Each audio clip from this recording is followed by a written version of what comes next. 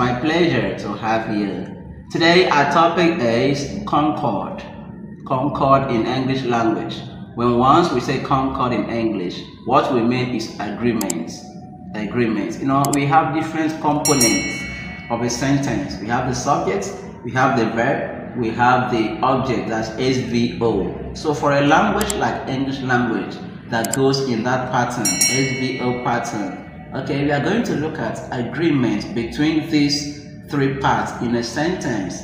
For instance, if the verb is singular, the noun must be singular or something like that, or vice versa. So today, I will mention about three. We have rules of concord. It's agreement, harmony. How do they harmonize? How do these three components and other units of a sentence work together to give us what we call grammatical and meaningful sentence? So stay tuned. Do not go anywhere. Remember to subscribe. Turn on the notification button. Share and invite your friends to subscribe to the channel. English and more.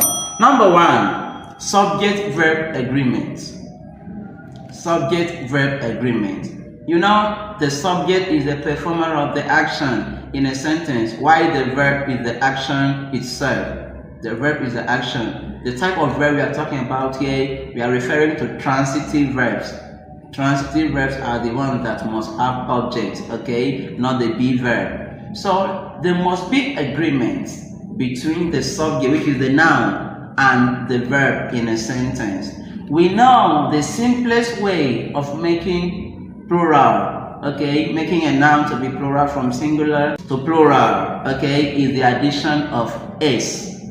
The addition of the suffix s. For instance, a boy, boys, a girl, girls. That is the case of a noun. But when it comes to a verb, if you add s, the suffix s, to a verb, that verb is not plural. Instead, that verb is singular. Singular. So there must be agreement between the subject and the verb. Let's look at this sentence. A healthy diet reduces the risk of high blood pressure. A healthy diet reduces.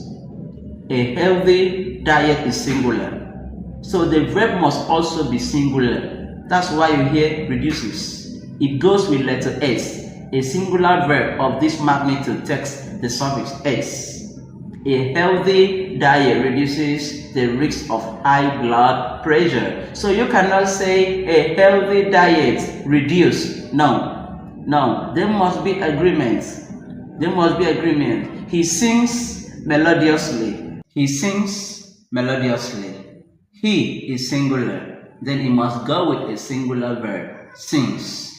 If I change the sentence from he to they, they, which is the plural form of he, she, and it, they sing. It will not be they sings. No, that verb will not change to plural. Sing. They sing melodiously. We call this concord, subject-verb agreement. If the subject is singular, the verb must be singular.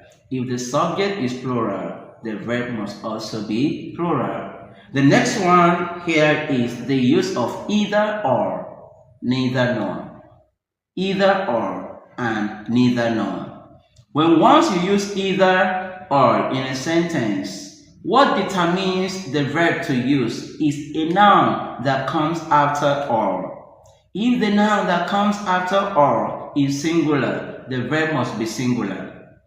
If a noun that comes after or is plural, the verb must be plural. For instance, either the man or his wife is here.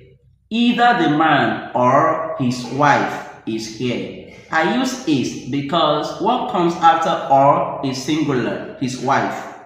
Wife is here. But if I put like this, either the man or his children are here.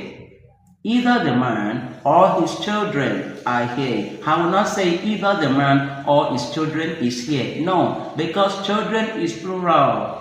The plural form of child. So children will go with are, which is the plural verb. So if you use either or, what determines the number of the verb, that is whether singular or plural, is the noun that comes after or. Either the man or his wife is here. Either the man or his children are here. So let's go to neither nor. The same thing is applicable to neither nor. Neither the man nor his wife was not in church on Sunday was a singular. Neither the man nor his wife was not in church on Sunday. Neither the man nor his children were not in church on Sunday. Were is the plural form of was. Neither the man nor his children were not in church on Sunday. That means none of them were in church. Okay, so that is the rule that governs either or. What determines the verb to use is a noun that comes after or and a noun that comes after nor. Neither my father nor my mother. Neither my father nor my mother is prone to anger. Neither my father nor my siblings are allergic to dust. Nor my siblings, plural. So it goes with are.